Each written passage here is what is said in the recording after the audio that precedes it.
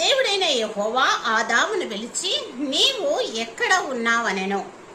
అందుకతడు, నేను తోటలో నీ స్వరము విన్నప్పుడు దిగంబరినిగా ఉంటిని కనుక భయపడి దాగుకొంటిని అనెను. ఆది కాండము 3వ అధ్యాయము మనము 9 అదే విధంగా 10వ వచనంలో చూసినట్లయితే 9, 10వ వచనాలు మనము చూసినట్లయితే దేవుడైనటువంటి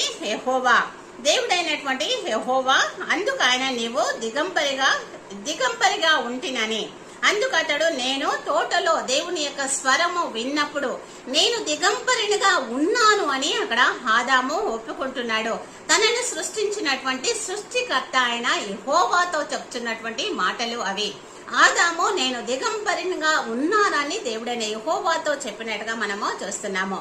ఆమేన్.